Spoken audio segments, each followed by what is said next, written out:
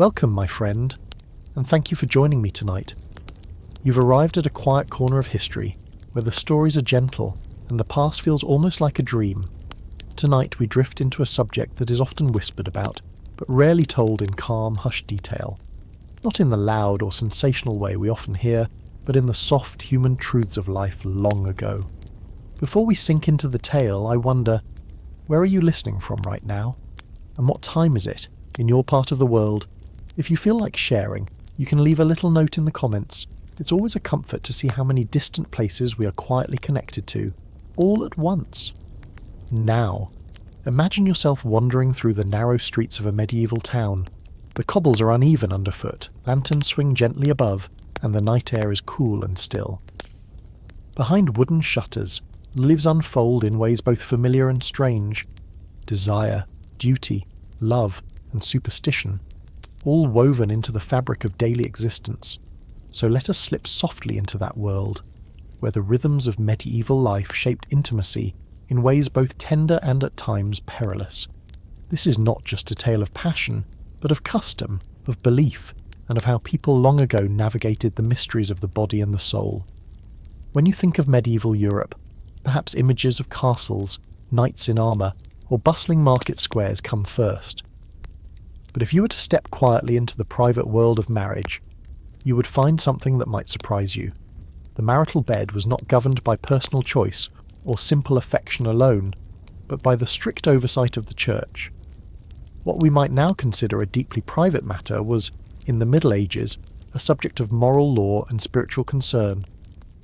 From the 11th century onward, the Christian Church positioned itself as the supreme authority on matters of intimacy. Priests, bishops, and theologians believed that even within marriage, passion could easily turn sinful. They wrote lengthy manuals for confessors, offering guidelines on how to question married couples about their private lives. The tone of these writings was rarely affectionate. They were legalistic, moralizing, and deeply suspicious of pleasure. The central teaching was simple. The true purpose of intimacy was procreation. Anything else, even between husband and wife, was often classified as excess, disorder, or even mortal sin. The Church also imposed rules on timing. The religious calendar marked not only feast days and fasting days, but also days when intimacy was strictly forbidden. Sundays were off limits, as were all major holy days, the entire season of Lent before Easter, and the Advent period before Christmas. Some calculations suggest that nearly 1/3 of the year was restricted. In addition to timing, the Church also spoke on position and conduct, labelling some acts unnatural, even within marriage. What might seem to us today like a personal choice was, for medieval couples, a moral question with eternal consequences. And yet real life did not always fit these ideals. Many people married young, sometimes in their teens, and the closeness of daily life made intimacy inevitable. Peasant families often shared beds, not only with spouses but also with children, relatives, or even guests. Privacy was rare, and passion did not always wait for permission from the church calendar. Still, the weight of spiritual instruction was powerful. People were taught to confess what they had done in the bedchamber, as if it were no different from theft or violence. At the same time, marriage was elevated to the level of sacrament, a holy bond compared to the union of Christ and the church itself. The act of physical closeness, therefore, was not only a duty for producing children, but also a symbol of devotion and fidelity. Couples were told to balance affection with restraint, desire with obedience. Too much desire was sinful, too little could be neglectful. The correct path was narrow, and many struggled to walk it. Picture for a moment a timber-framed house, dimly lit by a tallow candle, a straw-filled mattress spread across a wooden frame. A husband and wife lie side by side, perhaps exhausted from a day of labour. Yet, in their minds may linger the voice of their priest, reminding them that each embrace carries moral weight. To what extent did ordinary people accept these rules? Did they truly feel the burden of guilt for what we would now consider natural? Or did they, in the privacy of their homes, laugh off the endless prohibitions and live as they wished? The answer is elusive. Some records of confession suggest deep anxiety and fear of sin. Others hint at defiance, at ordinary men and women who ignored clerical instruction when it conflicted with their lives. Which was the truer medieval experience, the heavy hand of the church or the resilience of human desire? If the church sought to regulate the marriage bed, it did so not only through sermons but also through the painstaking detail of confession. Manuals for priests, often hundreds of pages long, outlined exactly what questions to ask a penitent about their private lives. A confessor might inquire about whether a husband and wife had been intimate on forbidden days, or if they had done so with too much passion. Even the manner of union could be judged. These manuals catalogued possibilities with astonishing precision, leaving little to the imagination. For many, the experience of confession must have been deeply uncomfortable. Imagine standing before your parish priest, a man you might see daily in church or at the village well, and admitting the details of your married life. Yet for the devout, this was part of maintaining a clean conscience. Sin was not just public crime, it was the smallest private misstep. In this way, the authority of the church reached directly into the most personal aspects of daily existence. It is worth remembering that in medieval Europe literacy was rare, and priests were among the few who could read or write. This gave their words enormous weight. When they quoted scripture or cited a church council, the average person had little way of questioning it. Thus, the regulation of intimacy was not just about morality, it was also about power. The church reinforced its position as mediator between the individual and God, shaping not only belief but behaviour. At the same time, not all voices within the church agreed on the severity of these rules. Some theologians, such as Thomas Aquinas, emphasized that procreation was the primary purpose of marriage, but admitted that mutual comfort between spouses was also valuable.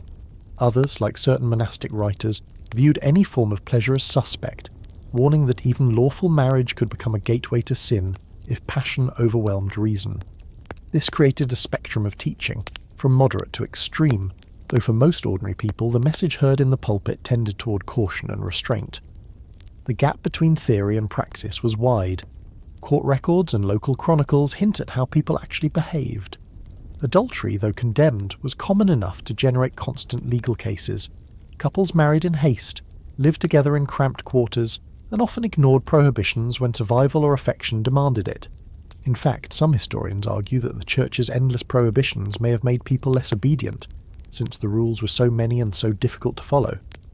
A peasant who already had little food, little land, and little comfort might not have felt compelled to abstain simply because it was Advent. Still, for others, the rules carried real weight. Women especially could suffer if accused of tempting their husbands into excess. A wife might be blamed for encouraging passion at the wrong time, or even accused of witchcraft if her sexuality was seen as disruptive. In this way, the regulation of the marriage bed intersected with broader fears of women's influence, sin, and disorder in society. What emerges, then, is a complicated picture. On one hand, the Church framed marriage as sacred, emphasizing fidelity and the sanctity of family life. On the other, it narrowed intimacy into a space of guilt and caution, where passion was shadowed by sin. For couples trying to live ordinary lives, this created a constant negotiation: when to obey, when to quietly disregard, and when to confess. When intimacy crossed the line from private to public, the consequences could be severe. The Church was not content merely to advise, it also judged. In many towns, bishops' courts heard cases of marital misconduct, ranging from adultery to immoderate behaviour between spouses. Adultery in particular carried heavy stigma. A woman accused of betraying her husband could be paraded through the streets, her hair shorn as a mark of shame. Men, though often treated more lightly, could face fines or periods of public penance. In both cases, the offence was seen not only as a betrayal of the spouse, but as an affront to God. Even within marriage, failure to obey church teaching could have consequences. Couples who admitted to violating prohibited times, or who engaged in acts deemed unnatural, might be required to fast, perform prayers, or give alms as penance.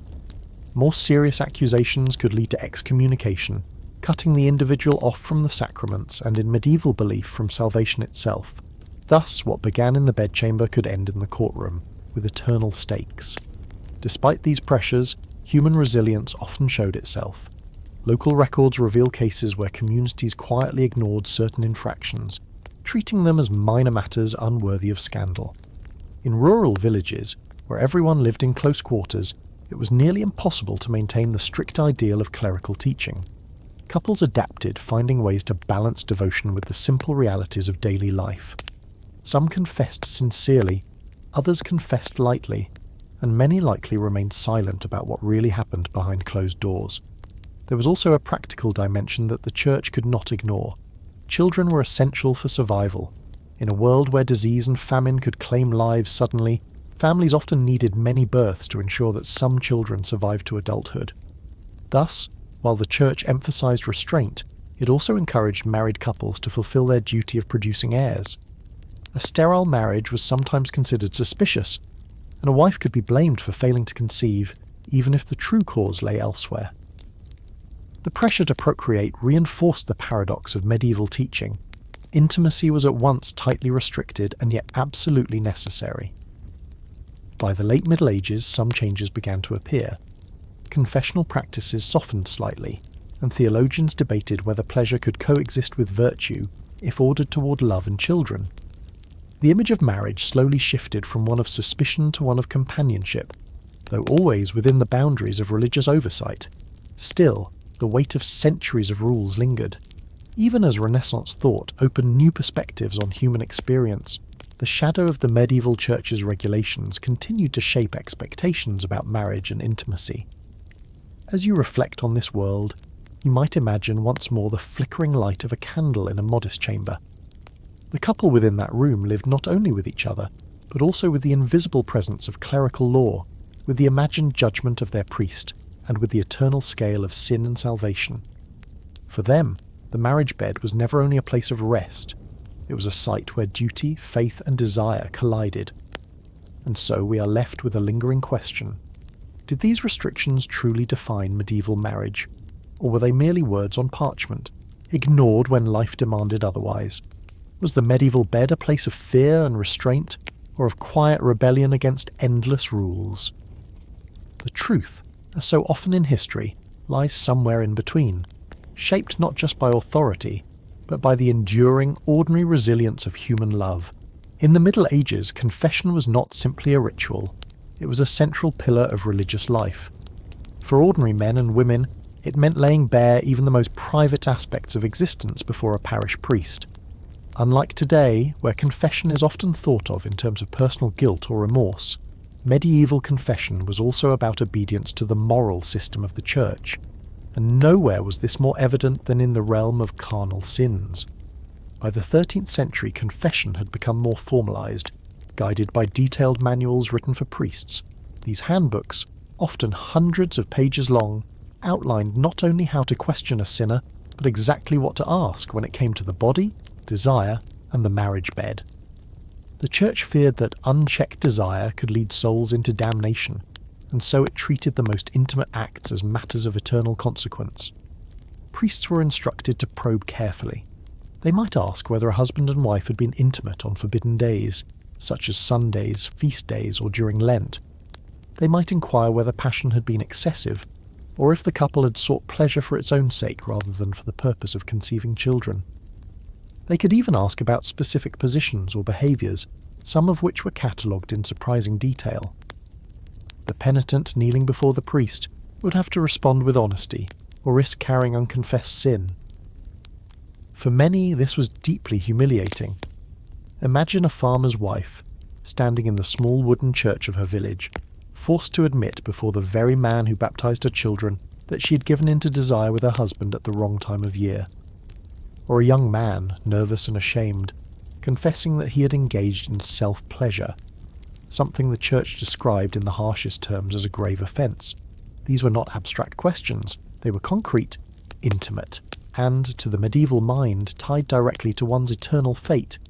Yet confession also carried a sense of relief. However intrusive the questions, the act of naming sins and receiving penance allowed believers to feel cleansed, reconciled, and once again within the safety of the church's embrace. Penance might involve reciting prayers, fasting, or giving alms to the poor. In some ways, confession was both a burden and a comfort, a reminder of guilt, but also a pathway to forgiveness. The scope of what counted as carnal sin was broad. It included not only adultery and fornication, but also acts between spouses that deviated from accepted norms. Masturbation, same-sex relations, and encounters outside of marriage were all condemned in harsh language. Even thoughts, lingering desires or fantasies could be labelled sinful, and confessors were instructed to ask about them. This meant that medieval Christians lived with an ever-present awareness that their private desires were watched, measured, and judged. At the same time, confession manuals reveal something else: the Church's own anxiety. The sheer amount of detail, the endless catalogues of possible sins, suggest that priests and theologians feared how common these acts must have been. Why else would they devote so many pages to naming them?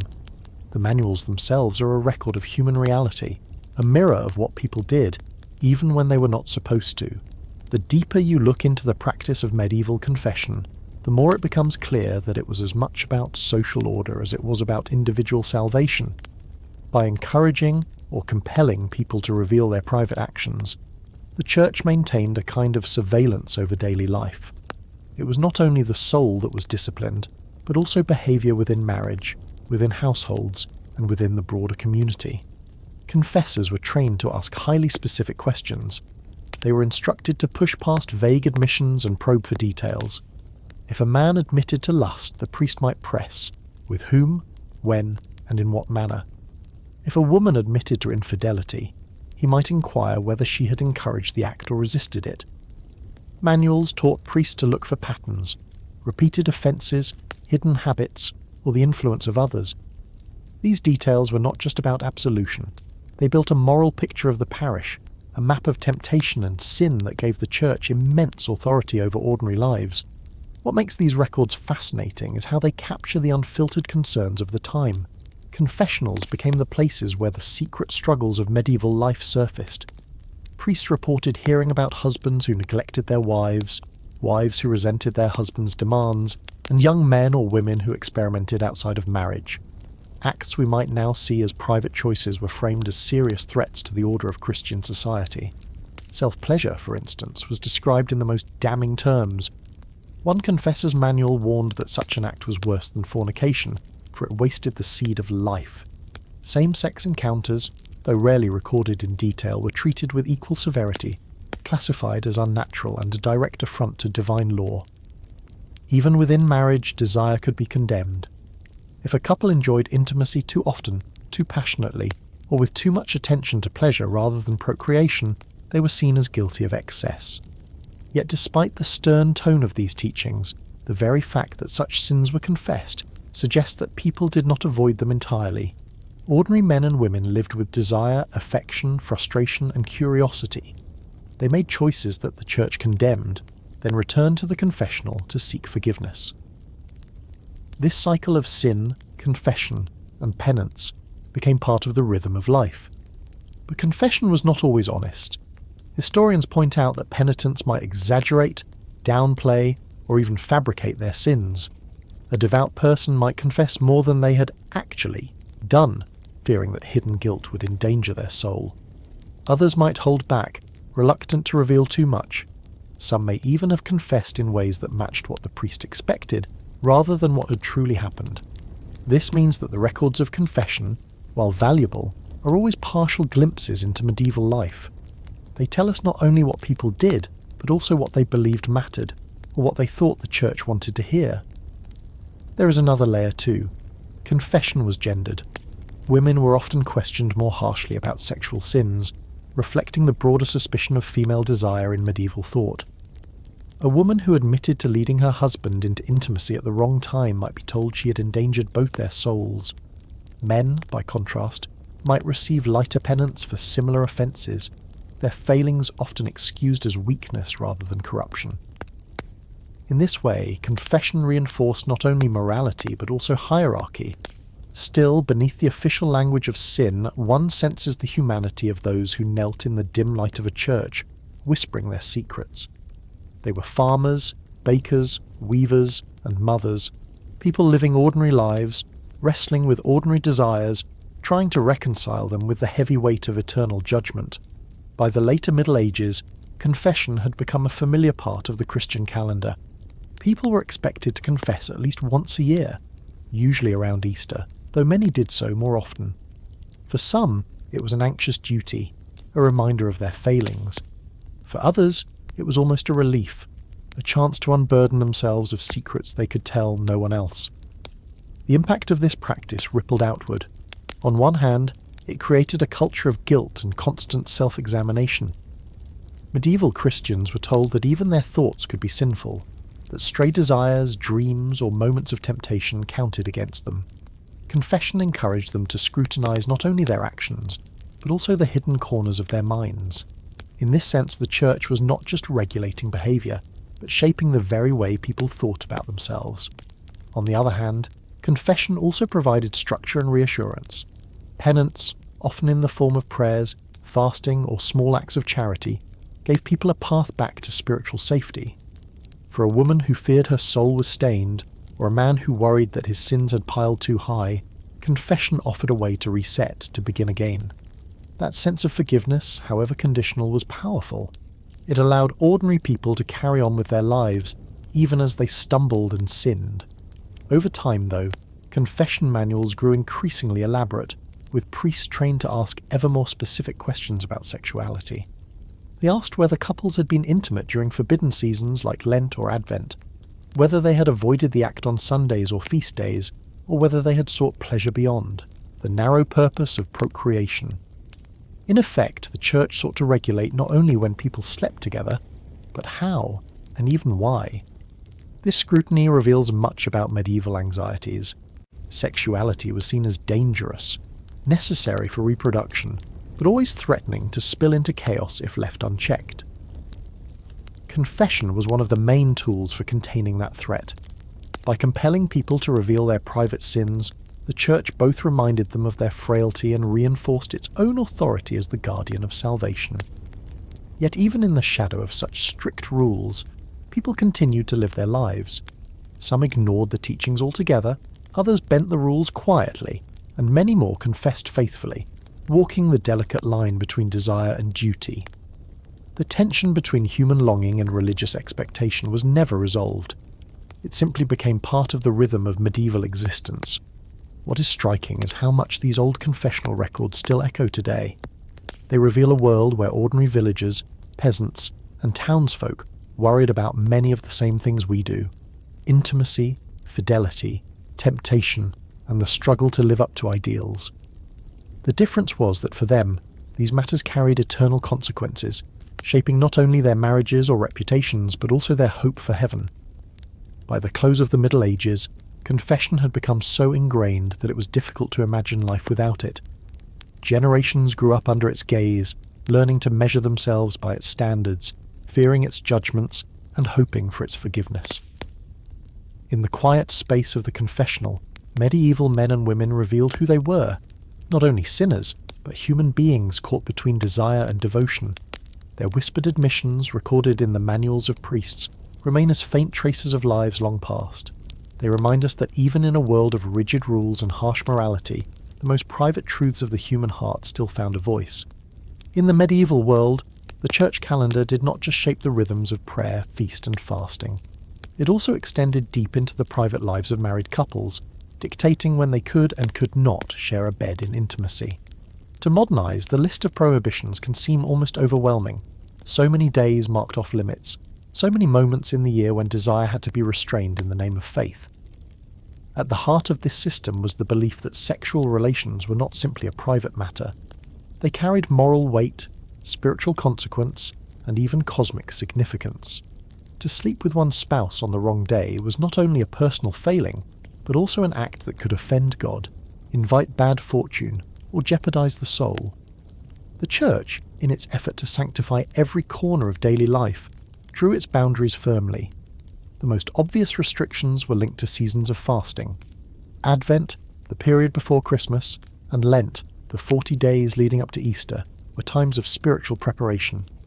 Just as Christians were to abstain from meat, feasting, and frivolous pleasures, so too were they to abstain from sexual intercourse. The body had to be disciplined so that the soul could focus on higher things. In practice, this meant that married couples were expected to go weeks, sometimes months, without intimacy, testing both patience and devotion. But the restrictions did not end there. Sundays, being the Lord's Day, were often discouraged as nights for marital relations. So too were Fridays, the day of Christ's crucifixion. Some church writers even extended the ban to include Wednesdays in memory of Judas's betrayal. By this reckoning, nearly half the week could be considered unsuitable for intimacy.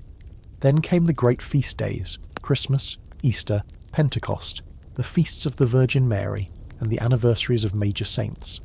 These, too, were times of solemnity, when the faithful were urged to turn their thoughts to the divine rather than the flesh. Manuals for confessors and penitentials often listed these days explicitly, warning married couples against indulgence. Altogether, when one tallies the fasting seasons, the weekly prohibitions and the holy days, the calendar of forbidden days was astonishingly full. Some historians have calculated that nearly half the year fell under some kind of restriction. This does not mean that every couple obeyed perfectly, of course, but it does reveal how thoroughly the Church sought to regulate even the most intimate rhythms of life. What is particularly striking is that these rules applied not just to monks or priests, but to ordinary villagers, craftsmen, and peasants. In theory, every Christian was bound by the same standards no matter how humble or worldly their life. A ploughman's marriage bed was subject to the same calendar as a noble's. The universality of the rules reflects the Church's vision of a society united under one faith, where no detail was too small to escape divine order. In this first glimpse at the forbidden days, we see the seriousness with which the medieval Church approached intimacy. To them, sexuality was powerful, too powerful to be left unregulated. It had to be fenced in, controlled by sacred time, and channeled toward its proper end, the creation of children within marriage. The rest, desire and pleasure for their own sake, was always viewed with suspicion. If the church calendar seemed packed with prohibitions, how did ordinary people actually respond? The answer, like much of medieval life, is a blend of obedience, quiet resistance, and pragmatic compromise. On one hand, the church had immense authority. For most villagers and townsfolk, life revolved around the parish church, the ringing of bells, and the rhythm of fasts and feasts. The fear of sin, confession, and eternal punishment was real. To knowingly break the rules of sexual abstinence, especially on a holy day, could weigh heavily on a person's conscience. Many couples confessed such lapses to their priests, treating them as sins on par with gluttony or drunkenness. The penitential manuals filled with detailed instructions suggest that confessions of wrong-timed intercourse were common. Priests often assigned penances of fasting, prayers, or almsgiving to cleanse the soul. Yet human nature does not always bend easily to strict calendars. Desire did not vanish simply because it was Lent, or because a saint's feast happened to fall on a Tuesday. For peasant couples who shared a single straw bed, often after a day of backbreaking work, the church's prohibitions may have seemed distant or unrealistic. Some likely ignored the rules altogether, indulging in intimacy whenever they wished, and confessing only occasionally, or not at all. Others may have compromised, keeping the bans during major seasons like Lent, but quietly breaking them on lesser days when no one was watching. What makes this even more complex is that enforcement was largely in the hands of conscience and confession. There was no bedroom police. Priests could admonish from the pulpit, but what happened in the privacy of a cottage was invisible unless admitted. This meant that adherence varied widely, depending on personal piety, social pressure, and the temperament of local clergy. In more devout communities, couples may have felt genuine pressure to abstain. In more relaxed villages, the rules might have been treated as pious ideals rather than strict commandments. For wealthier households, the situation could be different. Nobles and gentry, more closely tied to the church, were often expected to set an example. Their marriages were sometimes scrutinized more closely, especially when tied to dynastic concerns. Chronicles occasionally record scandals of lords or ladies flouting the church's rules. Yet even in noble circles, the calendar was a heavy burden. Imagine a knight returning from months of campaigning, only to discover that it was Lent and his long-awaited reunion with his wife was supposed to wait. The temptation to bend the rules must have been immense, and bend them they did. Evidence from confession records, sermons, and even jokes in medieval literature suggests that many people found ways to rationalise or laugh at the restrictions. Some would argue that abstinence applied only on the night of a feast, not the night before. Others convinced themselves that minor saints' days did not really count. A wink, a shrug, and life went on. Still, the bans left their mark on marital life. For devout couples, the calendar imposed long stretches of abstinence that could test intimacy and patience. For others, it created a guilty cycle of indulgence and confession, sin and forgiveness. The constant presence of these rules kept sexuality framed within a moral and religious context. Even when disobeyed, the very act of disobedience acknowledged the Church's authority. The long-term effects of these prohibitions reach far beyond the bedroom. By insisting that intimacy was subject to sacred rhythms, the medieval Church embedded sexuality into the fabric of religious life. Over generations, this had a deep influence on how people thought about desire, morality, and even the body itself. First, the sheer frequency of prohibitions created the impression that sex was a dangerous force that needed constant control. If a couple could be sinful simply because it was the wrong day, then desire itself seemed suspect. This did not mean that the Church rejected marriage. Quite the opposite, it upheld marriage as holy. But within that holy state, the act of intimacy was carefully fenced in, surrounded by rules, conditions, and restrictions. The message was subtle but clear. Even within marriage, passion needed to be tamed. This constant framing of sexuality as something bound by religious law helped reinforce medieval notions of guilt. Ordinary men and women were placed in a cycle of temptation, lapse, and confession. A peasant couple might break the rule during Lent, feel guilty, confess to their priest, receive penance, and then repeat the cycle. Over time, this taught people to see desire as a spiritual battleground. Even when forgiven, the memory of failure lingered, shaping how they understood themselves as moral beings. At the same time, these prohibitions gave the Church immense cultural power. By claiming authority over something as private as the marriage bed, it extended its reach into every household.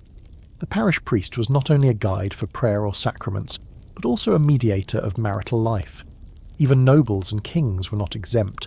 Their unions too were judged against the sacred calendar. This blurred the line between personal life and public religion in ways that still echo in European culture. Another effect was the shaping of seasonal rhythms of intimacy. Couples living in devout communities may have found that their sexual lives followed patterns set not by their own desires but by the Church's calendar. Lent, Advent, and fasting periods became times of abstinence, while Easter and Christmas could mark moments of release. In this way, the Church's restrictions carved cycles of restraint and indulgence into everyday life.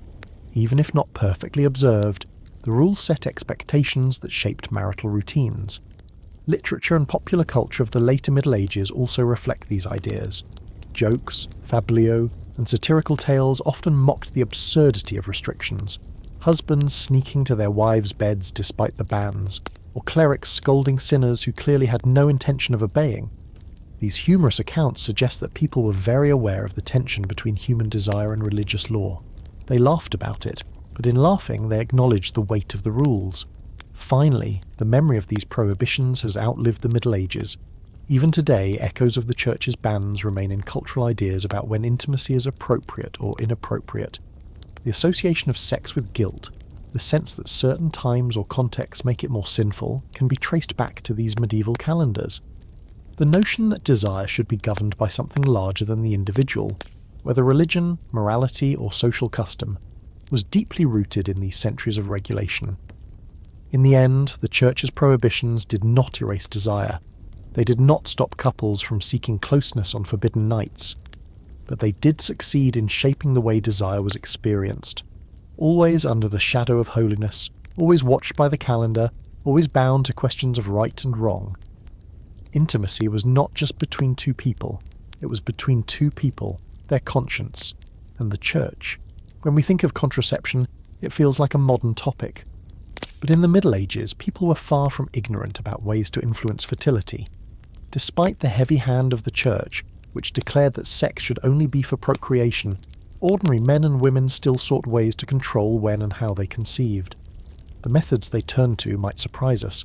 Not pills or modern devices, but herbs, amulets, whispered charms, and folk rituals handed down through generations. For most medieval Europeans, knowledge of birth control came not from official texts, but from the wisdom of midwives, healers, and village women. These figures often stood at the boundary between medicine and magic. They knew which plants were said to hinder conception, how timing might reduce the chance of pregnancy, and which rituals promised protection. Their remedies were part of an oral tradition, rarely written down, and always passed in hushed tones. Among the most common approaches were herbal concoctions. Plants like rue, pennyroyal, and juniper were believed to have contraceptive or even abortive powers. A woman might drink a bitter infusion of herbs or carry them as amulets. Some remedies were practical in a limited sense. Certain plants do have properties that can affect the body, but others were purely symbolic. Wearing a necklace of wolf teeth, for instance, was thought to protect against unwanted pregnancy. Timing also played a role. Medieval people understood, in a rudimentary way, that the female body had rhythms. Some texts advised avoiding intimacy during certain phases of the moon, or on particular days of a woman's cycle, though the biological accuracy was vague. Astrology often guided these decisions, with planets said to influence fertility. Couples who believed in these patterns might carefully choose, or avoid, their nights together. Other remedies were deeply superstitious. A woman might tie special knots in her clothing, bury charms under the threshold, or whisper incantations while touching her belly. These practices were not seen as strange within their culture. They reflected a worldview in which the physical and spiritual were inseparable. Illness, birth, and fertility were all realms where unseen forces had power, and so magical thinking felt natural. The Church, of course, condemned such practices. Official doctrine was clear. Intimacy was for children, and to seek to avoid that was sinful. Yet the reality of daily life was different. For peasants struggling with hunger, for women exhausted by childbirth, and even for noble families concerned with inheritance, limiting births was often a matter of survival. So, people quietly pursued their remedies while confessing their sins, or sometimes not confessing at all. It's important to note that medieval people did not always think in terms of contraception, as we do today. Instead, they spoke of helping or hindering fertility. Some remedies aimed to prevent conception, others to end an early pregnancy, and still others to encourage it when desired. All were part of a continuum of reproductive knowledge that placed women at its centre. Midwives, in particular, were guardians of this law, though their knowledge also made them targets of suspicion during witch hunts in later centuries. What emerges from these practices is a picture of medieval life that was pragmatic as much as it was superstitious. People may not have fully understood biology, but they understood the burdens of constant childbirth. They sought control where they could, weaving together herbs, charms, and whispered wisdom in a quiet resistance to the inevitability of fate. If herbal brews and whispered charms were part of everyday life, they existed under constant shadow, the disapproval of the medieval church. Christian teaching was firm. The purpose of marriage was procreation, and intimacy without the possibility of children was seen as a corruption of its true purpose. Any attempt to prevent conception, whether by herbs, ritual, or intentional withdrawal, was labelled sinful. Theologians wrote passionately on this point. St. Augustine, centuries earlier, had condemned contraceptive practices as worse than fornication, and his influence lingered through the Middle Ages. To him, and to many clerics after him, deliberately avoiding children meant rejecting God's gift of life. By the later medieval period, canon law reinforced this view, declaring that attempts at contraception or abortion were grave offences. In many sermons, priests warned that couples who used such methods were not only sinning, but endangering their souls. But how strictly was this enforced in daily life? That question is more complicated. In villages and towns, priests often relied on confessions to uncover private sins. Manuals for confessors listed questions they should ask parishioners, and some of these questions directly addressed sexual behaviour. Did the couple use forbidden herbs? Did they avoid conception deliberately? Such confessions were not always freely offered, but the fact that priests were instructed to ask shows how widespread these practices were. Punishments varied. Some offenders might be ordered to fast, pray, or make a pilgrimage as penance. More severe cases, especially those involving accusations of abortion, could lead to harsher punishments, sometimes even public shame. But in most cases, enforcement depended on secrecy. If no one knew, there was little to punish. Couples, therefore, often practiced their remedies quietly, sharing knowledge only within trusted circles of women. The Church's disapproval was not only moral but also social. Population was a constant concern in medieval Europe, especially after the devastation of the Black Death in the 14th century. With so many lives lost, priests and rulers alike emphasized the importance of large families. to limit births was seen not only as a personal sin but as a danger to the community. In this way, religious teaching aligned with political need. Yet, despite these pressures, the reality of human life was stubborn. Families already strained by poverty, women weakened by repeated childbirth, and households struggling to feed more mouths continued to look for ways to manage fertility. For many, the Church's teaching represented an idealized version of life, far removed from the hardships of survival. The Church might declare that every child was a blessing, but for a peasant family unable to feed the children they already had, another pregnancy could mean hunger and desperation. In this tension between official teaching and lived experience, we see the quiet resilience of medieval people. They were not passive in the face of doctrine. They listened to sermons, confessed sins, and repeated prayers, but at the same time they made their own choices in the privacy of their homes. Contraception, though forbidden, was part of that hidden world.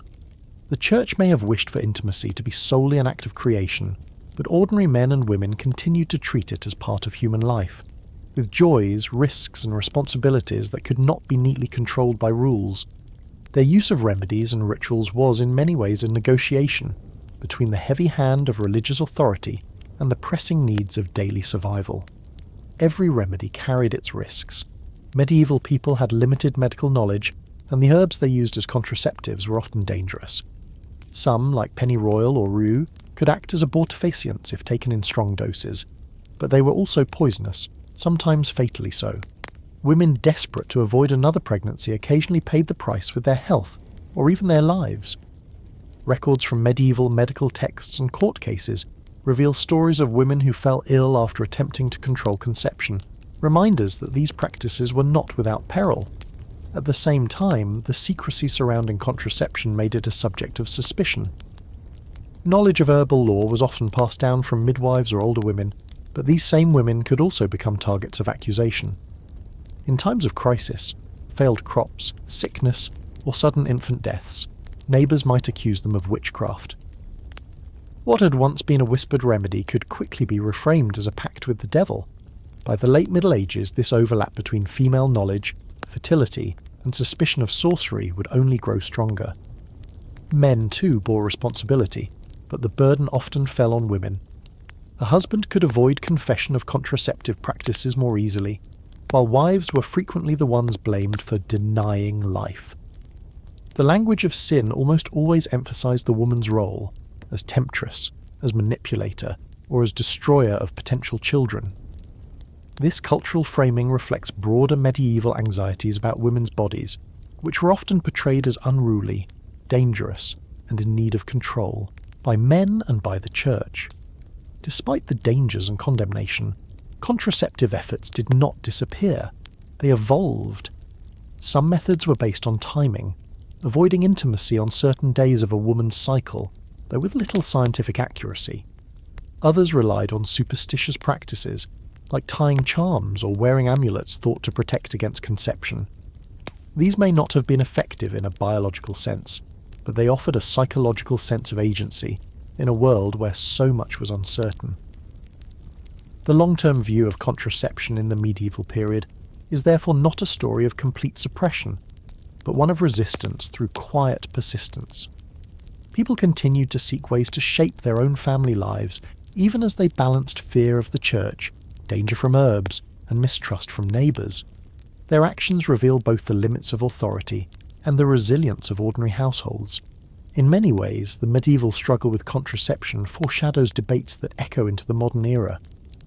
Who controls reproduction? The individual, the community, or religious authority? How much risk is acceptable in pursuit of family planning? And how do societies balance morality with the realities of survival? For the peasant woman tending a small plot of land, or the merchant's wife already weary from childbirth, these were not abstract questions. They were daily realities, carried in secret and lived in quiet defiance of official teaching. Each attempt at a remedy, each whispered recipe passed among women, each act of resistance against the certainty of another pregnancy, was part of a broader, often hidden history of survival. By the end of the Middle Ages, contraception remained illegal, dangerous, and morally condemned, but it was never absent. Like so many aspects of medieval life, it existed in the shadows, never publicly admitted but always present, woven into the fabric of ordinary existence. To the modern mind, a bed is often thought of as the most private of spaces, a place reserved for close family partners or solitude. In the medieval world, however, the reality was quite different. Beds were expensive, large rooms were rare, and warmth was a constant concern. Sharing a bed, sometimes with family, sometimes with friends, and occasionally with strangers, was a practical necessity rather than a matter of choice. For peasants in one-room cottages, a single straw mattress or hay-filled sack might serve the entire household. Parents, children, and even visiting relatives often lay side by side, pressed together for warmth during the long winters. There was little sense of embarrassment in such an arrangement. It was simply how survival worked. The concept of privacy as we understand it today did not exist. A bed was a communal space, not a sanctuary. In wealthier households, the picture was somewhat different, though still far from the solitary comfort we might imagine. Nobles and travellers often shared beds during their journeys, even when visiting inns or monasteries. A guest might be paired with another guest, and the two would be expected to sleep side by side regardless of familiarity. The bed, rather than being intimate, was treated as a piece of shared furniture, not unlike a long dining bench or communal table. But sharing a bed raised questions of physical boundaries. How close was too close? Chroniclers and moralists sometimes worried that bed sharing could lead to temptation or improper behaviour. Manuals and sermons occasionally warned against idle touching or the dangers of proximity in the dark. Parents were advised not to sleep too closely with children of the opposite sex, for fear of sin, or suspicion of sin, even in the absence of intent. At the same time, sharing a bed could also be seen as a mark of trust and intimacy, though not always in a romantic sense. Brothers-in-arms, apprentices, or travelling merchants might form bonds through the simple act of sleeping beside one another. It could be a matter of loyalty, companionship, and reassurance. In an uncertain world of robbers on the road and wolves in the woods, lying down beside another person brought comfort and security. In literature, bed sharing was often depicted with symbolic undertones. Medieval romances sometimes described knights and squires sharing beds, not as a scandalous act, but as a display of comradeship. Similarly, saints' lives occasionally portrayed bed sharing as a test of virtue. Resisting temptation when close to another's body was proof of holiness. These stories reflected a world where physical closeness was unavoidable, but moral restraint was highly prized. Thus, while the modern reader might imagine awkwardness, the medieval sleeper often accepted such arrangements without hesitation. The shared bed was part of the fabric of life, practical, social, and sometimes spiritual. It was not an arena of absolute intimacy, but a stage where questions of morality, survival, and companionship quietly played out each night. In the medieval world, the practice of bed sharing was not born from sentiment but from necessity. The nights could be brutally cold, especially in northern Europe, where houses lacked insulation, windows were drafty, and fireplaces often went out before dawn. Sleeping beside another person was one of the simplest ways to keep warm. Body heat was as valuable as wool blankets, and often more reliable. To share a bed was, in essence, to share warmth, and in many cases it was the only way a family could endure the winter. For peasants, beds were usually crude arrangements, sacks filled with straw, moss, or even reeds gathered from riversides. The entire family might pile onto such a makeshift mattress, each person wrapped in whatever rags or furs were available.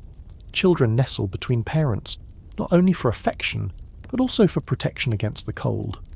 This closeness ensured survival, and while modern sensibilities might dwell on discomfort or loss of privacy, the medieval household considered it entirely practical. In larger households, castles, monasteries, or manor halls, the problem was not much different. Even the wealthy rarely had enough heated chambers to give each person their own sleeping quarters.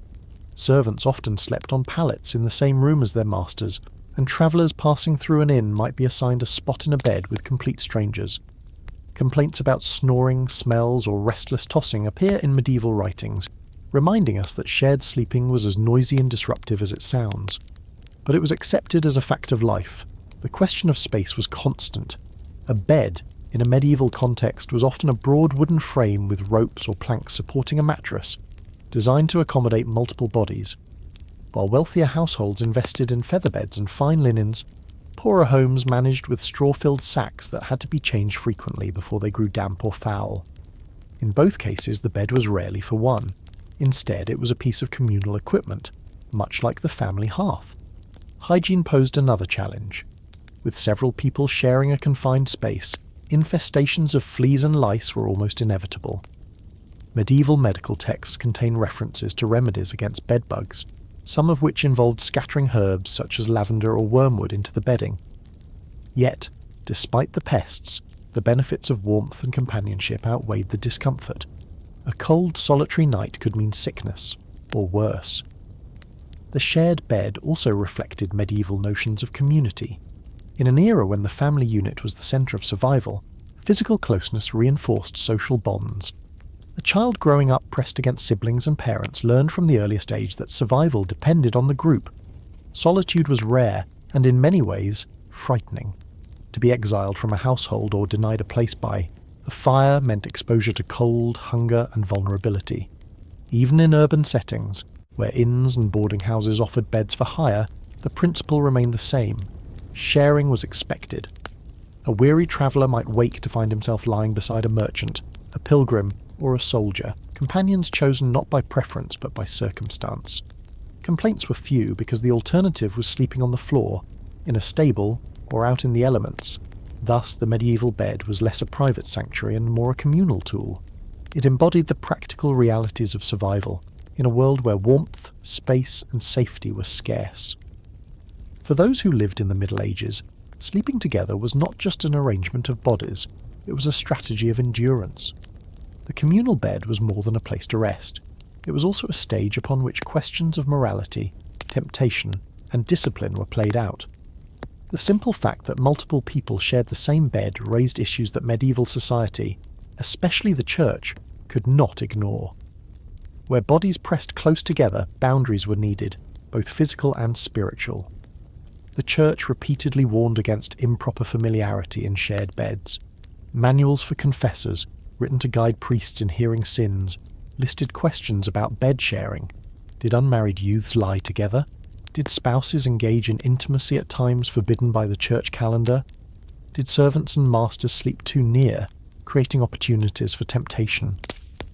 The very act of lying side by side could, in the eyes of moral authorities, spark lust, and so the subject was treated with caution. Families often attempted to enforce physical boundaries. In some households, parents placed children in the middle of the bed between them, not only to protect them from the cold, but also to act as a buffer.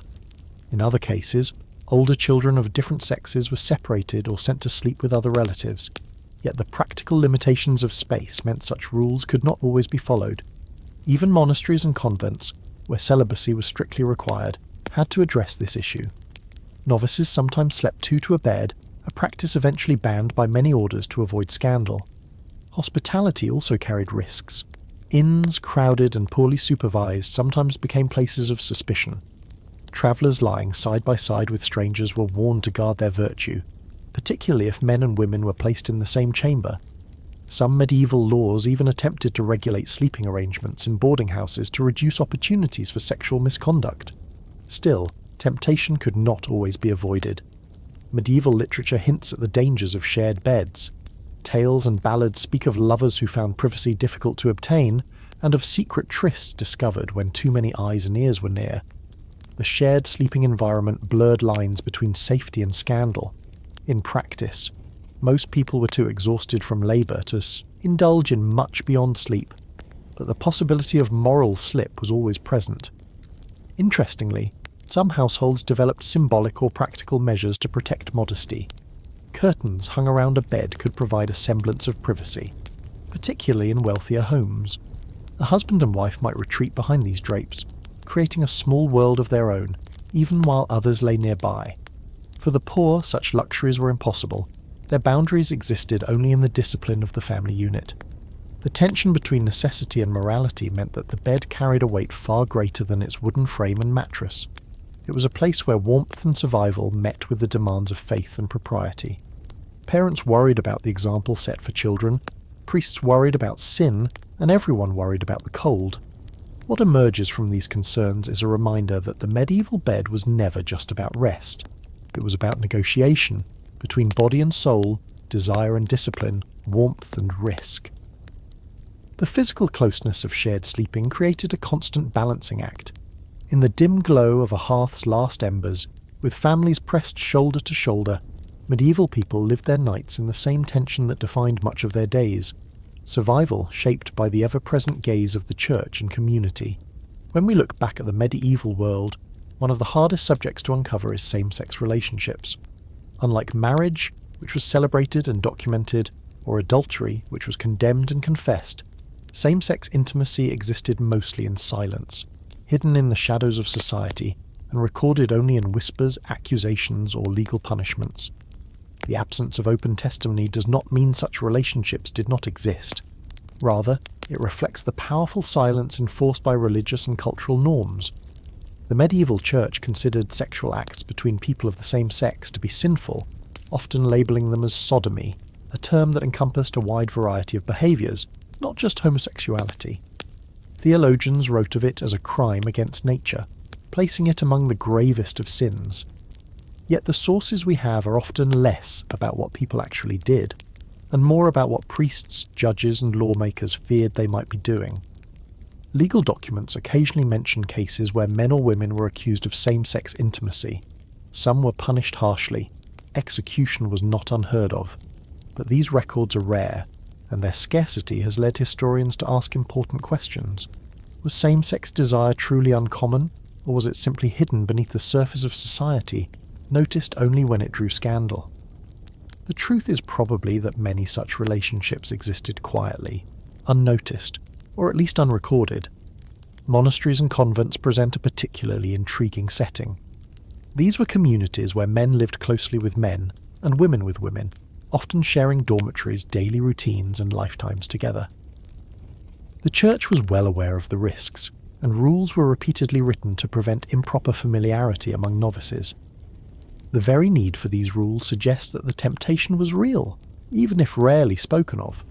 In some cases, letters and poetry written between nuns or monks revealed deep affection, sometimes bordering on the romantic, though modern scholars debate how much of this was spiritual love and how much might have been physical. Outside religious life, urban centres and courts sometimes carried rumours of hidden relationships. Chronicles hint at kings or nobles accused of having male favourites, a closeness described with suspicion. In these cases, politics often blurred with morality. An accusation of sodomy could be a powerful weapon against a rival. Yet for every accusation that reached parchment, countless other quiet connections may have passed unnoticed, wrapped in discretion and silence. Women's same-sex relationships are even harder to trace. Because female sexuality was often downplayed or misunderstood by male writers, the possibility of intimacy between women rarely entered the record. When it does appear, it is usually in the form of scandal, rumour or ridicule. Yet just as with men, the absence of evidence is not evidence of absence. In households, craft guilds and shared living spaces, women formed bonds that may have gone beyond companionship, though we are left only to speculate. The silence surrounding same-sex relations in the Middle Ages was not accidental. It was part of a broader system of control, where sexuality itself was carefully policed by religious doctrine. Yet, despite this silence, the occasional trace remains, enough to remind us that medieval people were not so different from us. Desire, affection, and love could take many forms, even if society struggled to name or accept them. If medieval same-sex desire existed largely in silence, then when it did break into the written record, it was usually under the harshest of circumstances: accusation, punishment, or scandal. The law, guided heavily by the church, often dealt with unnatural acts with fear and severity. These punishments tell us less about the everyday reality of people's relationships, and more about how deeply society tried to suppress them. In many parts of Europe, sodomy was treated as one of the gravest sins and crimes. In some regions, it carried the death penalty, burning, hanging, or even being buried alive. Records survive from Italian city-states like Florence, where special officers, known as the Office of the Night, were established in the 15th century to police and investigate suspected cases of male same-sex activity. Hundreds of men were accused, questioned, and punished.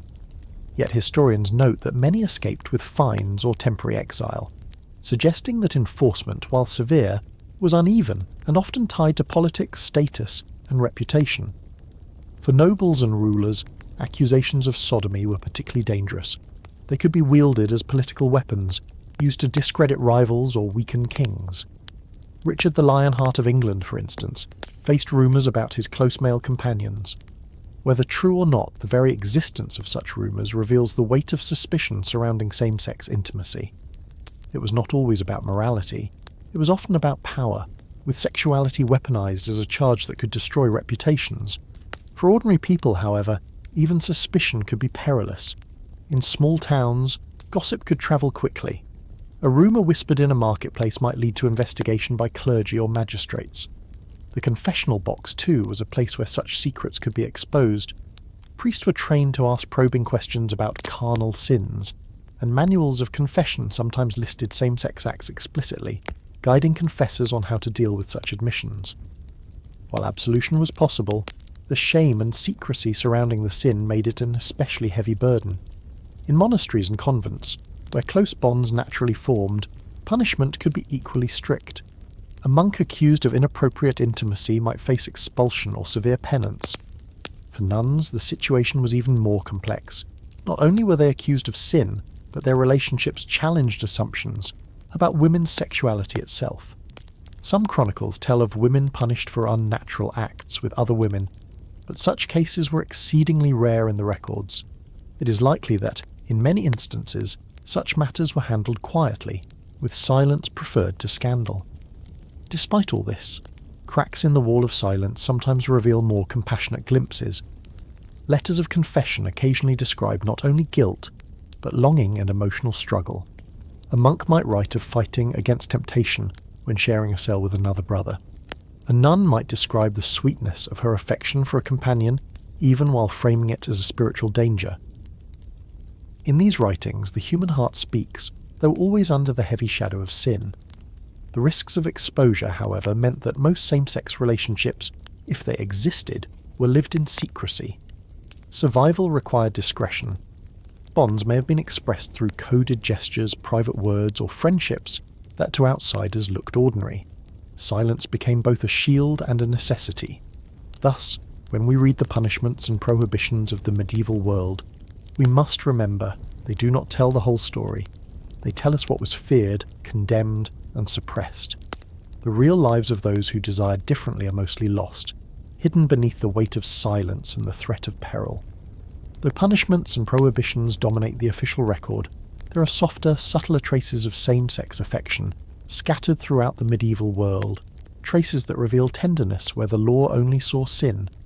These fragments are precious because they allow us to glimpse the humanity behind the silence.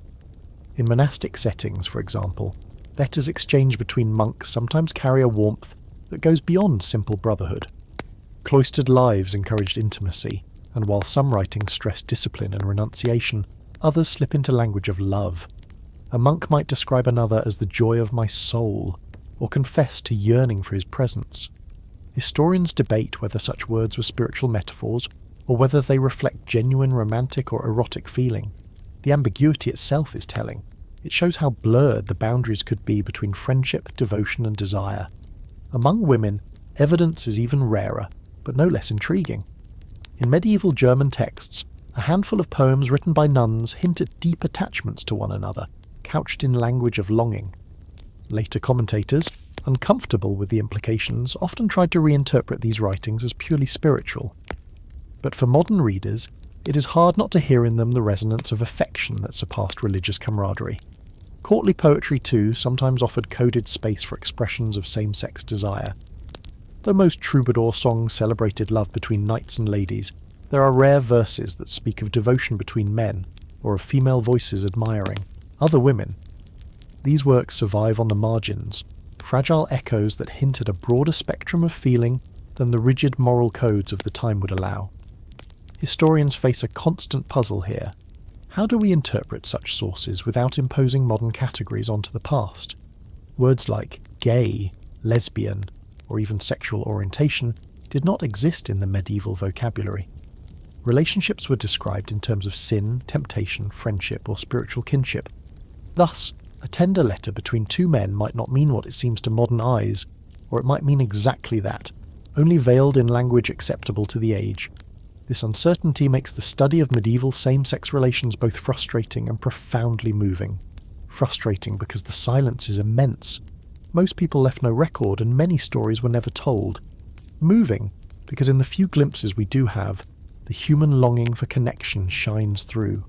Whether in a guarded confession, a half-coded poem, or the affectionate words of a letter, we see that people of the Middle Ages, like people today, sought companionship, intimacy, and love, even when their world told them those desires were forbidden. What survives today, then, is not a clear map of medieval queer life, but rather a mosaic of fragments, court cases, punishments, rumours, poems, letters, and silences. Together they tell us not what same-sex life was fully like, but how deeply it was hidden, and how persistently it flickered in the shadows of history. To read these fragments is to be reminded that history is not only about kings and wars, but also about the quiet struggles of ordinary people. The silences are not empty, they are full of lives lived in secrecy, affection concealed, and stories never spoken aloud. And though we may never know the full truth of those hidden loves, their faint traces across manuscripts and margins remain a quiet testament to resilience. In the medieval imagination, courtly love was not simply about romance. It was a carefully crafted ideal that blended passion with duty, desire with restraint. Emerging first in the courts of southern France during the 12th century, this concept transformed the way love was written about, sung about, and even practiced in certain elite circles. It was less about daily reality and more about a fantasy of noble devotion, an idea that knights and ladies could pursue love not through marriage, but through poetry, loyalty, and ritualized admiration. At its heart, courtly love redefined the relationship between knight and lady. The knight pledged himself to serve his chosen lady as he might serve his lord, with unwavering loyalty, humility, and sacrifice. In turn, the lady became the object of admiration, often placed on a pedestal, almost untouchable. This love was frequently secret, forbidden by the boundaries of marriage and social status, which only heightened its allure. The distance, the impossibility, the unfulfilled yearning, these were not obstacles, but the very essence of what made courtly love so compelling. Literature from this period is filled with examples. Troubadours, the poet-musicians of Occitania, crafted verses describing the agony and ecstasy of loving from afar. Knights spoke of sleepless nights, of battles fought in honour of their lady's name, of wounds borne proudly as tokens of devotion. The lady herself, while often silent in these narratives, wielded extraordinary symbolic power. She was the source of the knight's strength, the reason he pursued virtue, courage, and honour. What is striking is that this notion of love stood apart from the institution of marriage. Medieval marriages, particularly among the nobility, were arranged for alliances, property, and political gain. Courtly love, by contrast, was portrayed as voluntary, personal, and passionate. It did not aim at children or inheritance, but at refining the soul. To love in this way was to elevate oneself spiritually, to move closer to ideals of beauty, truth, and virtue. Still, this idealized passion came with strict rules. Medieval treatises on courtly love, some written almost like instruction manuals, insisted that the lover must remain secret, must be patient, must suffer gladly for the sake of the beloved. True love, they said, could never be too quickly satisfied. Instead, it thrived on longing, on glances exchanged in crowded halls, on the risk of discovery. Love was not fulfilled in possession, but in endless striving. Of course, there was irony here. While poets celebrated lofty ideals, reality was much messier. Some knights and ladies did engage in real affairs behind the poetry. Others likely played the game of courtly love only in words, using it as a socially acceptable way to express feelings they could not otherwise act upon. But whether real or imagined, courtly love left a lasting impression on the culture of medieval Europe, by shaping how people wrote about passion. By offering a framework where desire could be both celebrated and controlled, it carved out a space in which love became more than a private affair. It became an art form, a performance, a moral exercise. If courtly love was an invention of the medieval imagination, It was an invention with rules. Rules that transformed passion into a kind of game. In the courts of lords and ladies, love became ritualized, bound by a code that resembled both a knight's oath of service and a chess match of wit, patience, and endurance. To love was not simply to feel, it was to play by the rules of an elaborate social performance. Writers of the 12th and 13th centuries actually set down these rules in prose. Andreas Capellanus, in his famous De Amore, on love, described love as an art to be practiced, studied, and perfected. He spoke of laws, that love must be secret, that lovers must be courteous, that jealousy was a sign of sincerity, and that true love could only exist outside the bonds of marriage. To modern readers, such rules may seem strange, but to the medieval audience they gave love the shape of a noble pursuit, something to be mastered like swordplay or diplomacy. One of the most important rituals was the exchange of tokens. A lady might give her knight a ribbon, a ring, or a piece of cloth to carry into battle. This token, though simple, became charged with immense meaning. It was proof of devotion, a symbol of her recognition. The knight, in turn, was expected to honour this gift by acting bravely, by excelling in tournaments, by speaking her praises to all. Another ritual was the act of service itself. The knight was not just a warrior for his lord, he became a servant to his lady. He might carry her messages, ride in her escort, or dedicate poems to her name. The relationship was meant to mirror the feudal bond, where loyalty and honour defined one's worth. Yet unlike feudal service, which was practical and political, service in love was symbolic, endlessly performed for the sake of appearances and ideals. Courtly love also played out in conversations often witty and flirtatious. Ladies and knights might engage in love debates, where they tested each other's wit through playful arguments about loyalty, jealousy, or the nature of desire. These debates were not idle chatter, they were performances of intellect and refinement, where words themselves became weapons and shields. To love well was also to speak well, but above all, secrecy was crucial. Courtly love often involved a lady who was already married, bound to a husband chosen for political reasons. For this reason, discretion was everything. Lovers communicated through coded gestures, subtle glances, hidden messages, and carefully crafted poems. Discovery could bring shame, scandal, or worse, yet the risk of secrecy was part of the thrill, heightening the sense of danger and desire.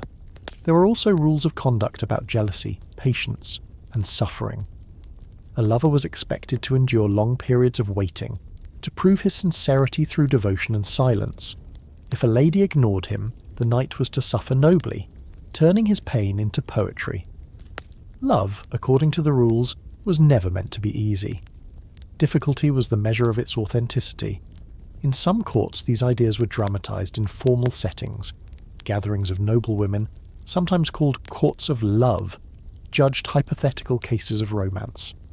Ladies would discuss whether a knight's actions were worthy, whether jealousy was justified, whether a certain behaviour proved true devotion. These mock trials elevated love into something almost judicial, an arena where passion could be argued, judged, and refined. As captivating as the poetry and rituals of courtly love were, there was always a deep divide between the fantasy and the reality of medieval life. In literature, love was portrayed as pure, noble, and transcendent, something that elevated both knight and lady above the ordinary world. In practice, however, life was bound by the unyielding forces of duty, politics, and the harsh realities of marriage. Marriage in the Middle Ages was rarely about love. It was a contract, a bond between families, a means of securing wealth, property, or alliances. A young woman might find herself married at 14 or 15 to a man chosen by her parents, often decades older, with little say in the matter. Her role was clear: to bear children, to manage a household, to uphold the honour of her family. The romantic ideals sung by troubadours were often far removed from these lived experiences. This tension meant that courtly love often existed outside the framework of marriage. In fact, the very essence of courtly love depended on it being forbidden or unattainable. A married lady became the object of desire precisely because she was out of reach. Her unattainability gave the knight's devotion its purity, its intensity, and its sense of danger. What could not be consummated became idealized. In this way, the distance between lovers was not a barrier but the very condition of the game, and yet reality intruded. While poetry might celebrate longing and devotion, real people had to navigate the risks. A noblewoman discovered in an affair could face ruin, exile, or worse. A knight caught in such a relationship might lose his honour, his position, even his life. The secrecy required by courtly love was not only part of the ritual, but a necessity for survival. Still, not all courtly love was secret or dangerous. In some cases, it remained a purely symbolic relationship, an exchange of words, gifts, and gestures, with no physical contact. Such arrangements allowed knights and ladies to participate in the rituals of love without crossing into scandal. In these cases, the fantasy was everything, and reality never intervened. Literature and poetry played a powerful role in keeping this fantasy alive. Stories like those of Lancelot and Guinevere or Tristan and Isolde reflected both the beauty and the danger of forbidden passion. They reminded audiences that while love could elevate, it could also destroy. Knights who placed their devotion above duty could bring ruin to kingdoms. Ladies who gave in to passion could betray not just a husband, but an entire lineage. The moral was always double-edged. Love was noble, but it was also perilous. By the late Middle Ages, the culture of courtly love began to wane. As society changed, as chivalry declined, and as new ideas about marriage and family emerged, the elaborate rituals of love lost some of their power, yet the influence of courtly love lingered. It shaped poetry, music, and eventually even the idea that love could be a foundation for marriage, an idea that, in medieval times, was revolutionary. The tension between fantasy and reality never truly disappeared. It existed in every glance across a crowded hall, in every poem whispered under breath, in every ribbon tied to a knight's arm before battle. Courtly love gave form to longing, even when that longing could never be fulfilled. It offered a dream of passion, in a world where most marriages were practical arrangements. When the Black Death swept across Europe in the mid-14th century, it was not only lives that were destroyed, but the very fabric of human relationships. The plague, arriving in 1347 and raging for years, killed with terrifying speed, often within days of the first symptoms. Families who had once lived closely, sleeping side by side, sharing food and tending to one another in illness, suddenly faced an invisible enemy that thrived on closeness. Intimacy, both physical and emotional, was reshaped by fear. Reports from chroniclers describe scenes of unimaginable isolation. Husbands abandoned wives, parents deserted children, and siblings turned away from each other, terrified that one touch, one shared breath, could mean death. The bonds of care, so central to medieval life, began to fray. Even priests and monks, whose duty was to minister to the sick, sometimes fled rather than risk infection. To many observers, it seemed as though plague had struck at the very heart of trust and human connection. This breakdown was visible in the most intimate spaces of life, the bed and the home, in a time when most families still slept in shared chambers, sometimes even in the same bed. The plague introduced suspicion into these spaces. A cough in the night, a fevered breath, could send waves of panic through a household. Some households banished the sick to barns or outbuildings, others forced servants to tend to them, keeping distance from loved ones in their final hours. For a society used to close contact, this new fear of physical proximity was profoundly destabilizing. At the same time, intimacy between the living shifted in stranger ways. Faced with the uncertainty of survival, some people turned toward excess, seeking pleasure, drinking heavily, and engaging in sudden affairs, reasoning that death could come tomorrow. Boccaccio, in his Decameron, famously described groups of young men and women fleeing the cities together, seeking comfort and pleasure in gardens and countryside villas, while the plague raged outside. For some, the threat of imminent death became a reason to indulge in intimacy rather than avoid it. But for many more, intimacy became dangerous, even unbearable. Marriage patterns shifted, with fewer weddings in plague years, and widows and widowers often slow to remarry. In a society where family lineage and inheritance depended on producing children, this hesitation marked a dramatic change. Sexual relations, once central to the household and its continuity, could now seem reckless in a world where half of all children might not survive. The plague years did not merely disrupt families, they also transformed the most intimate aspects of marriage and sexuality. Before the Black Death, intimacy in Europe was already tightly regulated by the Church, which prescribed when, and how marital relations were permitted. But the arrival of the plague gave these rules a darker urgency. What once seemed like moral or spiritual cautions suddenly carried the weight of survival. For many couples, desire itself was haunted by fear. Physical closeness could mean exposure, and so some avoided intimacy altogether. Contemporary records show a marked decline in marriages during plague outbreaks. Priests were often too afraid to perform ceremonies, and families hesitated to gather for weddings. Without the sanctity of marriage as a framework, many lovers and betrothed couples simply postponed or abandoned their unions. For those already married, the fear of transmitting illness made even the marriage bed a place of unease. Yet the reaction was not uniform. In some places, the proximity of death encouraged the opposite response. People sought intimacy with a frantic urgency. Chroniclers describe men and women who, convinced they might not live another month, indulged in sexual encounters outside of marriage. Brothels in plague-stricken towns, though risky, still found customers who believed that if they were doomed anyway, they might as well taste forbidden pleasures before the end. This reckless embrace of intimacy was both a rebellion against fear and an acknowledgement of mortality. The question of fertility also took on new weight. With entire households wiped out, land and inheritance patterns fell into chaos. Communities desperately needed children to restore their numbers, yet the very act of conceiving demanded closeness at a time when closeness felt perilous. Widows and widowers inherited property on a massive scale, creating opportunities for remarriage, but also conflicts, as the question of who would survive to claim land and titles became more urgent than ever. Marriage was no longer just about union and companionship. It was about rebuilding shattered family lines. At the same time, mourning and sexuality became intertwined in complicated ways. The sheer number of widows and widowers meant that grief and desire often overlapped. In a world where death could come overnight, some remarried within weeks, not out of disrespect, but from necessity. Property, protection, and the chance of producing heirs could not wait in a time when half of a village might be gone by winter. Intimacy was reshaped into an act of survival, sometimes pragmatic, sometimes passionate, always shadowed by loss. The church tried to respond to these shifting patterns. Preachers warned against indulgence, framing the plague as punishment for sins of the flesh.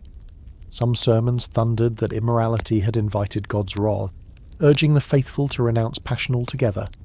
Others, however, emphasized the sanctity of marital intimacy, arguing that rebuilding Christian families was itself a form of holy duty. Thus, sex became both a symbol of sin and a tool of renewal, condemned when excessive, praised when channeled into marriage and childbearing. When the worst waves of the Black Death began to subside, Europe was left not only with empty villages and broken families, but also with a changed understanding of intimacy. The trauma of those years did not fade quickly. It reshaped how people approached love, marriage, and even the act of sleeping beside another person. Death had been so ever-present that the very meaning of closeness shifted. In the decades after the plague, there was a surge in marriages and births, a desperate attempt to rebuild lost populations. Chroniclers noted villages where widows married younger men, and widowers took brides half their age, all with the hope of restoring their households. But the tone of these unions was different. Marriage became less about idealized romance, and more about stability and survival. The plague had shown how fragile family lines could be, and intimacy was increasingly viewed as a duty to ensure continuity. Love might still be a blessing, but practicality ruled. At the same time, a quiet caution lingered. The memory of contagion meant that for generations, physical closeness carried undertones of danger. Some records suggest that sleeping arrangements themselves were reconsidered. In crowded peasant homes, sharing beds remained common, but among the wealthy there was a new interest in separate chambers, or at least separate sleeping spaces, partly to guard against disease. Intimacy did not vanish, but it was more carefully managed, wrapped in layers of prudence. The arts and literature of the period reflected this shift. In Boccaccio's Decameron, written in plague-stricken Florence, young men and women retreat from the city to tell tales. Their stories are full of love, wit, and sometimes scandal, but the frame of the work reminds readers that pleasure exists in the shadow of death. Later poetry and songs often mix themes of romance with reminders of mortality, as if no union could be spoken of without the whisper of the grave beside it. Religion too continued to frame intimacy through the lens of the plague. Some preachers warned against lust, insisting that moral laxity had brought divine punishment. But others softened, recognizing the need for families to grow again. Manuals for confessors from the late 14th and early 15th centuries show an interesting balance. They still condemned adultery and excess, but they also stressed the importance of marital union as a holy duty. Intimacy, once a matter of regulation, was now also a form of recovery. Perhaps the most lasting change was in attitudes toward time itself. Before the plague, life might be long, and marriage could stretch across decades. Afterward, with so many young people buried, there was an urgency to live while one could. Intimacy was no longer something to postpone endlessly.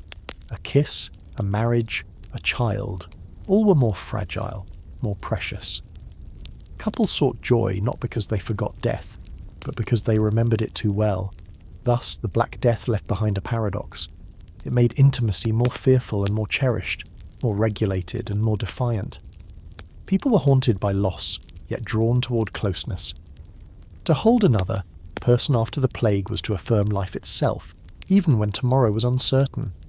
In a Europe forever changed, the simplest act of love became an act of resilience, a small light in the long shadow of mortality.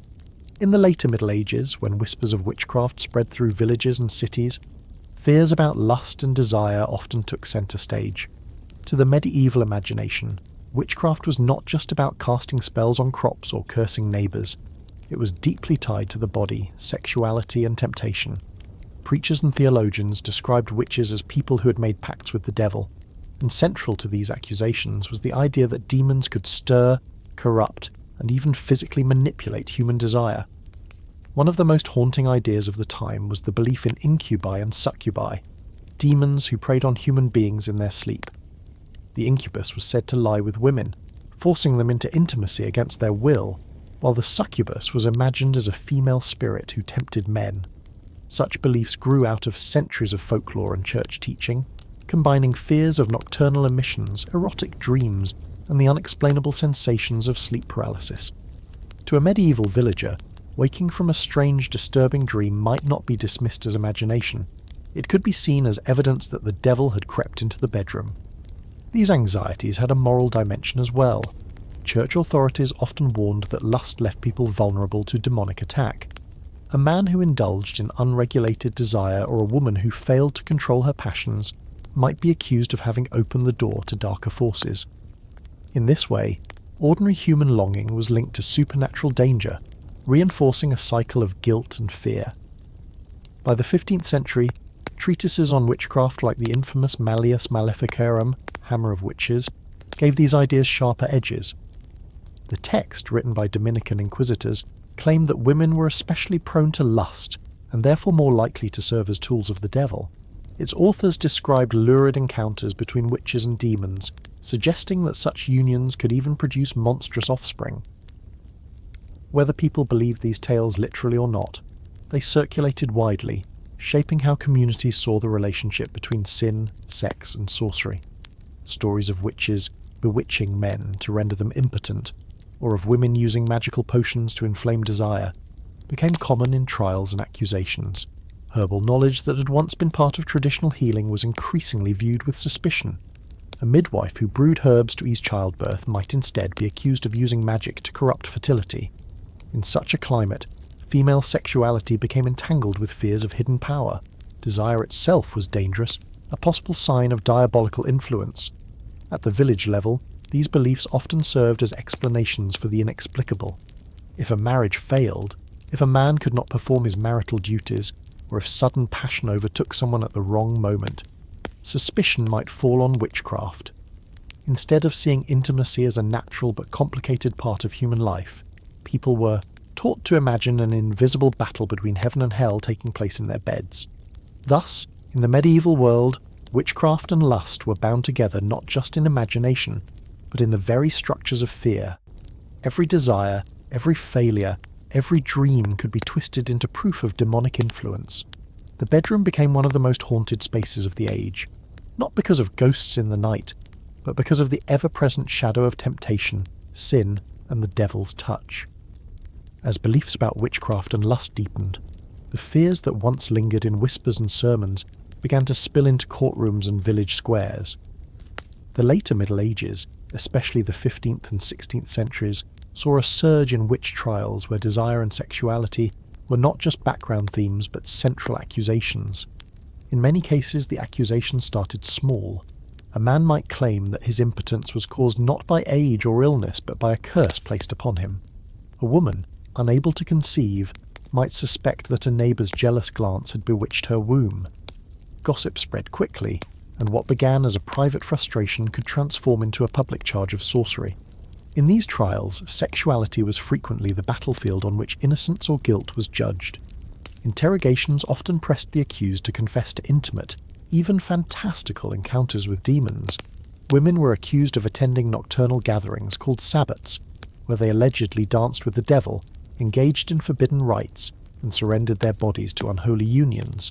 Men, too, were sometimes accused of similar encounters, but the focus overwhelmingly fell on women, seen as both weaker and more carnal, and therefore more easily tempted.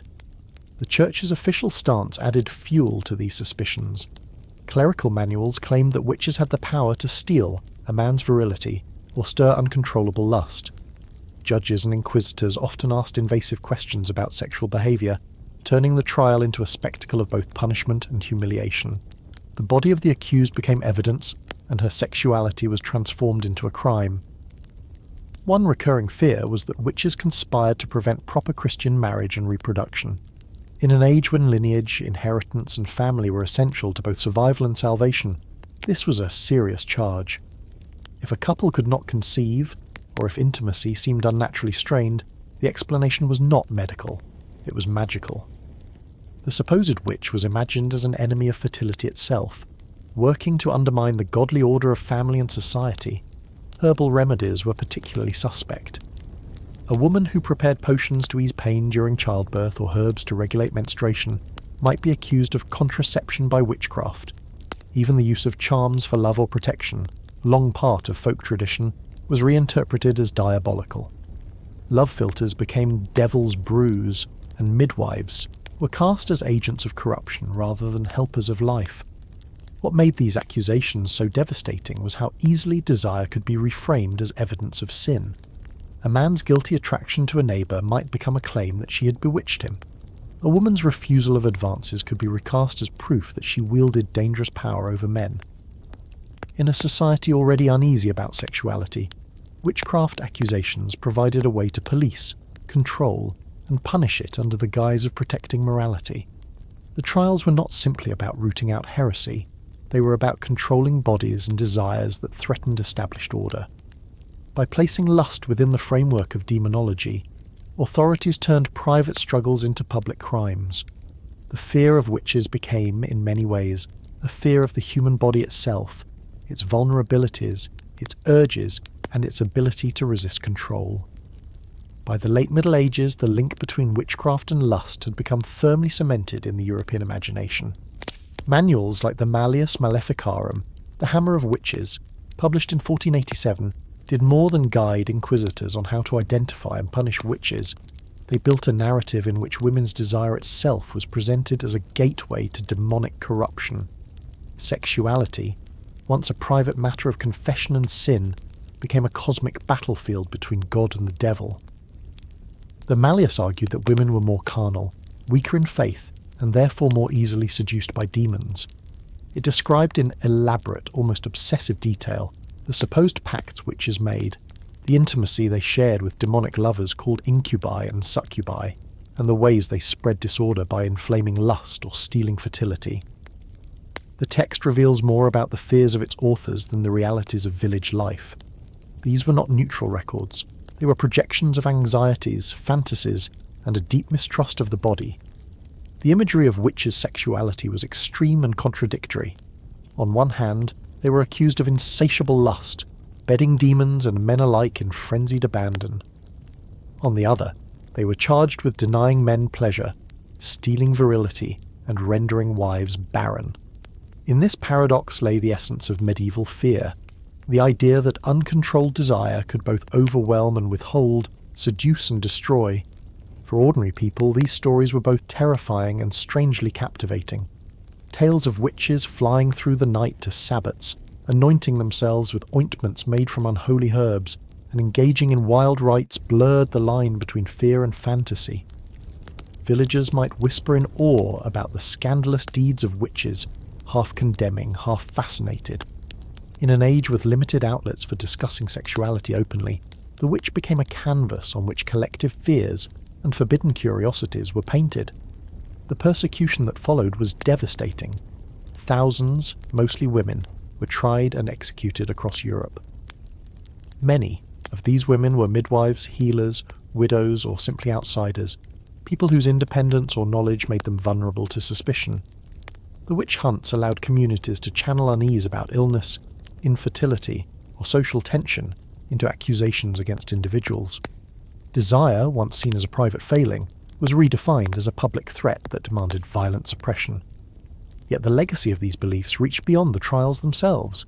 They shaped how Europeans viewed the relationship between sex, sin, and danger for centuries to come. Lust was not simply human weakness, it was a potential pact with evil. The language of demonology reinforced the idea that women's bodies were inherently suspect, that intimacy could harbour danger, and that pleasure might open the door to damnation. Even after the great witch hunts faded, echoes of this fear lingered in moral codes, in suspicion of midwives and herbalists, and in the strict policing of sexuality. The fantasy of witches and demons may have been exaggerated, but it reflected enduring cultural discomfort with the power of desire, its unpredictability, its resistance to control, and its ability to challenge the structures of authority. In the medieval world, pregnancy was both a sign of hope and a shadow of danger.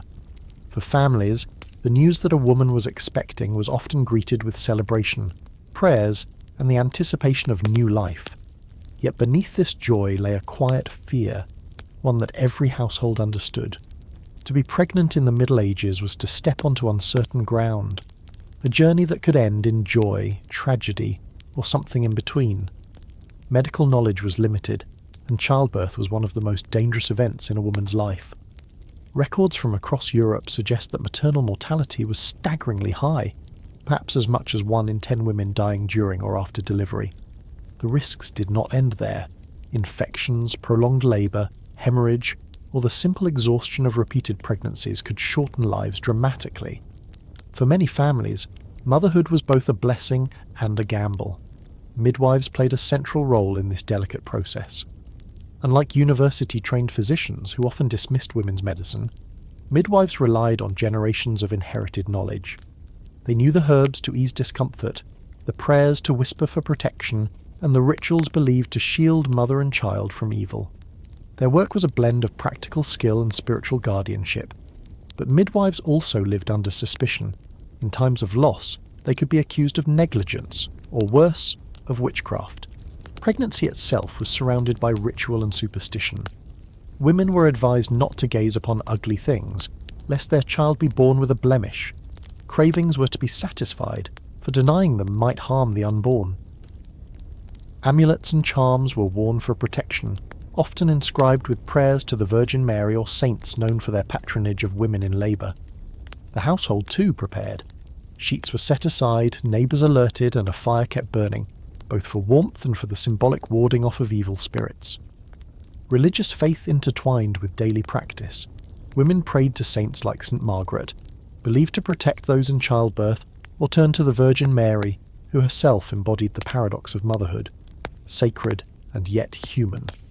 Priests might bless a woman before labour, and relics were sometimes placed near her bed to ensure divine favour. The act of bringing life into the world was seen not only as a natural event, but also as a profoundly spiritual struggle, one in which unseen forces might help or hinder. For the expectant mother, life often slowed as her belly grew. Heavy work in the fields or household continued as long as possible, but communities recognised the fragility of late pregnancy. Women withdrew into the care of female kin and neighbours, forming a circle of support. In this circle, advice was shared, stories told, and comfort given. The moment of childbirth was rarely private. It was communal, surrounded by women who had endured the same trial before. And yet, for all the preparations, nothing was certain. A birth could be swift and safe, or long, agonising and fatal. Families lived with the knowledge that joy and grief often walked side by side. A newborn's first cry was celebrated, but it was also fragile. Infant mortality was high, and the weeks following birth remained precarious. Pregnancy in the Middle Ages, then, was more than a biological condition. It was a passage fraught with risk, laden with meaning, and steeped in both fear and hope. Every expectant mother carried within her not just the possibility of new life, but the awareness that her own life stood at a delicate threshold. When labour began in the medieval world, it was a moment that summoned both urgency and ritual.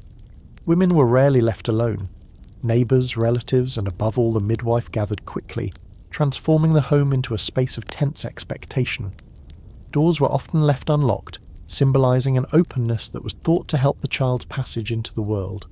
The fire was stoked high and candles were lit, not only for light but to ward off spirits believed to lurk in moments of weakness. The midwife directed the scene. She prepared warm cloths, herbs, and instruments as simple as knives or scissors, all laid out for the task ahead. Unlike the physicians who wrote in Latin and often avoided the women's business of childbirth, midwives worked directly with the body and its realities.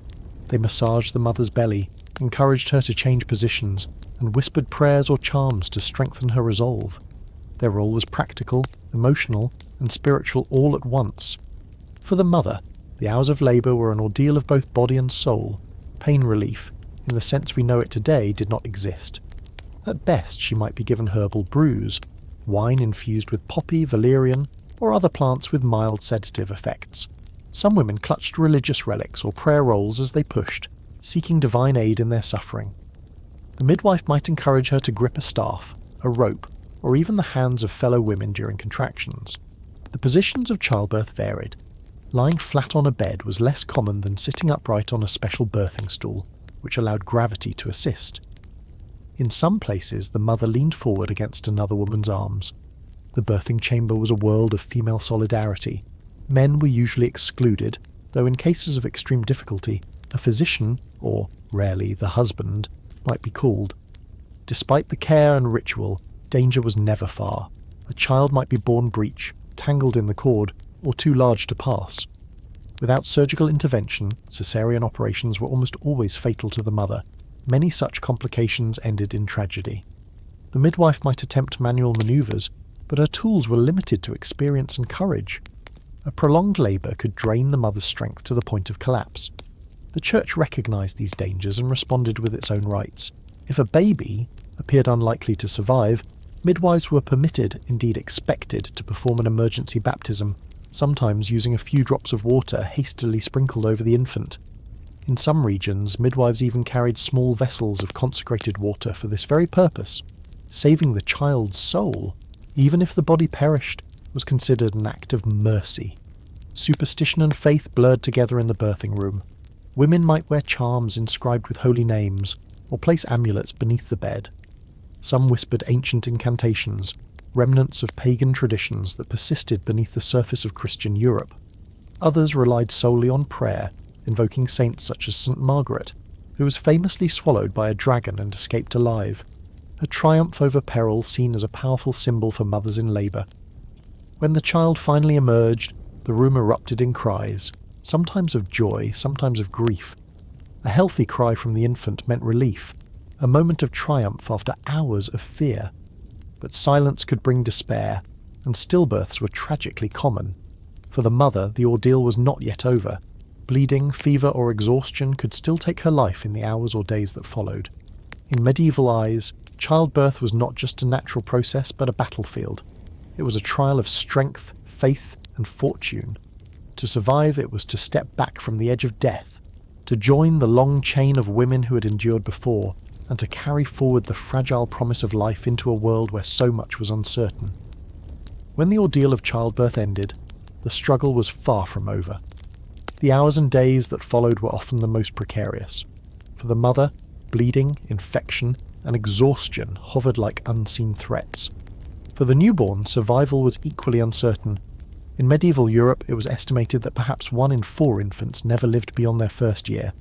The household knew this, and so the fragile joy of a new birth was tempered by sober vigilance. The midwife's role extended beyond the birth itself. She inspected the child, making sure it breathed, and cleared its mouth and nose of fluid. If the baby seemed weak, she might rub it with salt or immerse it briefly in warm water to encourage life. Then, with prayers and careful handling, the infant was wrapped tightly in swaddling bands, long strips of cloth that bound its tiny limbs straight. This practice, common across medieval Europe, was thought to protect delicate bones and encourage proper growth, but it also symbolised containment and order in a chaotic world. For the mother, rest was vital but rarely guaranteed. If she belonged to a poor household, her recovery time might be short before the demands of labour, cooking or childcare called her back. Wealthier women sometimes had the luxury of lying in, a period of weeks where they were relieved from household duties, confined to a warm, darkened chamber and attended by other women. This ritual not only offered healing but reinforced the sacredness of new motherhood. Religious custom shaped much of what followed. Mothers were considered ritually unclean after childbirth, echoing ancient biblical traditions. Only after a period of purification, often 40 days for a son, longer for a daughter, would the woman return to church for a ceremony of thanksgiving and reintegration, known as churching. For some, it was a comforting ritual of blessing. For others, it carried the sting of stigma, as though their natural act of giving life required cleansing. The infant, if it survived the first fragile days, was quickly drawn into the spiritual life of the community. Baptism was usually performed within a few days, sometimes within hours, to ensure the child's soul was protected should death intervene. Godparents were chosen not only as spiritual guides, but as important social allies, weaving the child into a web of obligations and support that extended beyond the immediate family. And yet, even with these protections, loss was frequent. Parents buried countless infants in churchyards, often with simple rites. Grief was real, though medieval writings sometimes gave the impression of a stoic acceptance. Behind the words, however, were families who had prepared a cradle, chosen a name, and prayed desperately, only to surrender the tiny body to the earth. Mothers in particular carried the invisible weight of repeated cycles of hope and loss. Still, there were moments of celebration. The safe delivery of both mother and child was cause for feasting, even if modest.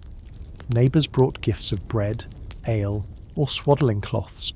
Songs were sung, blessings spoken, and the newborn passed from arm to arm in a circle of community pride. In a world so harsh, each new life was seen as both a divine gift and a practical necessity. The continuation of the household, the future labourer in the field, the heir to land or trade. Childbirth in the medieval world was therefore more than a biological event. It was a ritual crossing point, where the vulnerability of human flesh met the hopes of family, faith and society. Survival was never assured, but when mother and infant both endured, it was as though light had been wrested from darkness. In the silence after the cries, in the hush of a swaddled infant pressed against its mother's chest, lay a fragile but profound reminder. Even in an age of danger, life persisted, fragile yet unbroken, one child at a time.